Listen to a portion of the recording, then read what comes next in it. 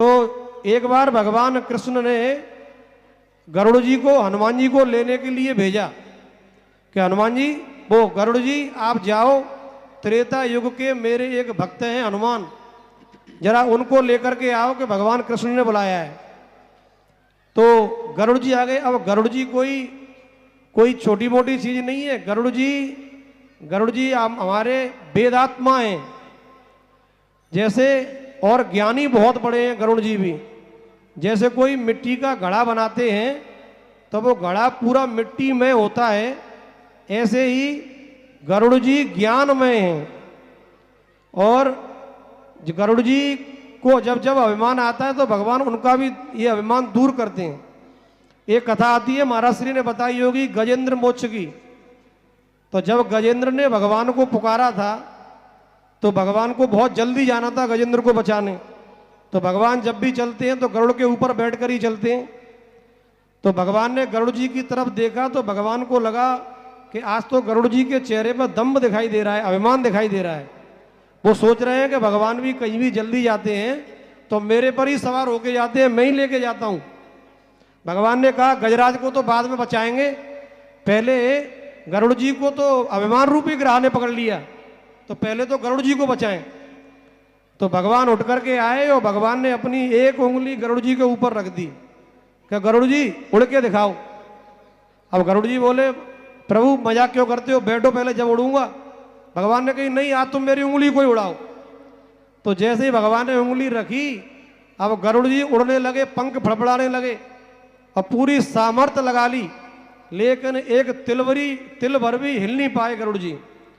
तब भगवान ने कहा कि तुम अभिमान करते हो कि तुम मुझे लेके उड़ते हो, अरे तुम्हारी क्या सामर्थ्य जो तुम मुझे लेके उड़ोगे। भगवान ने कहा मैं ही तुम्हें अपने दोनों पैरों में लेके उड़ता हूं, आप मुझे कौन ले उड़ते हो ले जाने वाले। तो भगवान समय समय पर सबका दम्भ दूर करते हैं। तो हनुमान जी को लेने गरुड़ जी को भेजा। तो हनुमान जी के पास गरुड़ जी जब पहुंचे तो गरुड़ जी ने कहा चलो आपको भगवान कृष्ण ने बुलाया है। तो हनुमान जी बोले हम तो किसी कृष्ण को जानते नहीं, हम तो राम जी के भक्त हैं, राम जी बुलाएंगे तो जाएंगे, मेरे भगवान तो राम हैं। गरुड़ जी बोले देखो चलना पड़ेगा, मुझे भगवान ने आदेश दिया है, मेरे साथ तो चलना पड़ेगा। हनुमान जी बोले नहीं हम तो नहीं जाएंगे। तो गरुड़ जी बोले हम ले जाना जानते हैं।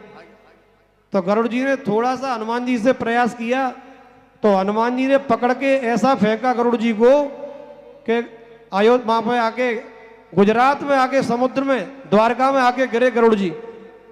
फिर भगवान के पास गए कि आपने जिनके पास भेजा वो तो आने वाले नहीं है। भगवान को तो सब पता था। बोले अब द्वारा जाओ और द्वारा जाके उनसे कहो कि आपको त्रेता युग के जो राम जी आपके भगवान हैं वही कृष्ण बन के आए हैं, वही बुला रहे हैं तुम्हें। तो देखो फिर आ जाएंगे। गरुड़ जी फिर से आ गए कि चलो आपको त्रेता युग के आपके राम जी ही कृष्ण बन के आए हैं, उन्होंने बुलाया है। तो हनुमान जी बोले अगर उनने बुलाया है तो मैं जरूर जाऊंगा। तो बोले बैठो मेरे ऊपर। हनुमान जी ने कही अरे हमें बैठना नहीं है, हम आपसे पहले पहुंच जाएंगे। अरे नहीं नहीं मेरे ऊपर बैठो। फिर जिद करने लग गए। लेकिन हनुमान जी दुनिया में सबसे तेज चलने वाला यदि कोई है तो वो भी हनुमान जी महाराज हैं। उसमें लिखा है कि मारुतम तुल्य वेगम मनोजवम मारुत तुल्य वेगम, मतलब मन की गति से भी तेज चलने वाले हनुमान जी महाराज हैं। तो गरुड़ जी नहीं माने तो भगवान ने उनको पकड़ के अपनी कांख में लगा लिया और हनुमान जी पहुंच गए भगवान के पास। तो वहां पहुंचने वाले थे द्वारका में, भगवान के महल में। भगवान ने देखा कि आजकल सुदर्शन चक्र है भगवान का, आजकल सुदर्शन को भी लगता है थोड़ा सा अभिमान आ गया है। तो भगवान ने सुदर्शन चक्र से बोला अभी मैं अंदर आराम कर रहा हूं, कोई भी दरवाजे पे आए तो अंदर आने ना पाए, आप पहरेदार बन जाओ। तो सुदर्शन को पहरेदारी के लिए खड़ा कर दिया। और जैसे हनुमान जी आए तो सुदर्शन ने, हनुमान जी ने लेके उसको मुंह में रख लिया।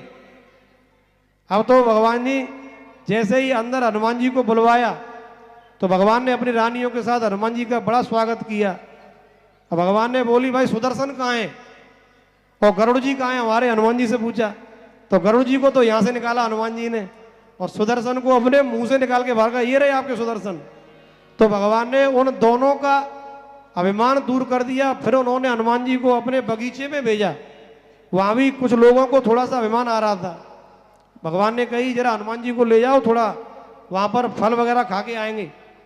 तो हनुमान जी गए उनके बगीचे में, तो वहाँ पर भी कुछ लोगों को थोड़ा था, तो उनमें भी हनुमान जी ने दो चार लगाए, तो उनका भी अभिमान हनुमान जी महाराज ने दूर कर दिया। तो हनुमान जी महाराज जैसा तो कोई ना बलशाली है, ना हनुमान जी जैसा कोई भक्त है, ना ऐसा कोई बुद्धि वाला है। भगवान तो सकल गुण निधान है मेरे हनुमान जी महाराज। और महाराज जी अभी बेटी के बारे में बता रहे थे, पुत्री के बारे में। तो देखो जब भागवत में माताएं बहनें आती हैं तो जो समझदार थोड़े से बच्चे हैं, बालक हैं, उनको जरूर कथा में लेके आना चाहिए।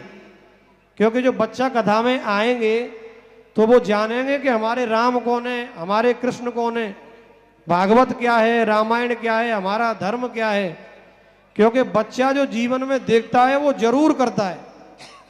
अगर बच्चे के जीवन में आप जो देखना चाहते हो वो अपने जीवन में करना शुरू कर दो तो बच्चे के चरित्र में कार्बन कॉपी के समान दिखाई पड़ेगा। आप बच्चे को देख करके बड़ों को प्रणाम करो, आप बच्चे को देखकर भगवान को प्रणाम करो, आप बच्चे को लेकर के मंदिर में जाओ, आप बच्चों को लेकर कथाओं में आओ, तो जैसा आपका बेटा देखेगा वो बिल्कुल अपने जीवन में वैसा ही करेगा। तो बेटे को लेके आना चाहिए। और बेटी की बात अभी महाराज जी बता रहे थे, तो भैया बेटी तो पिता के लिए स्वर्ग की सीढ़ी बताई गई है। बेटी से बड़ा तो कोई है ही नहीं। बेटी पिता के लिए स्वर्ग की सीढ़ी है।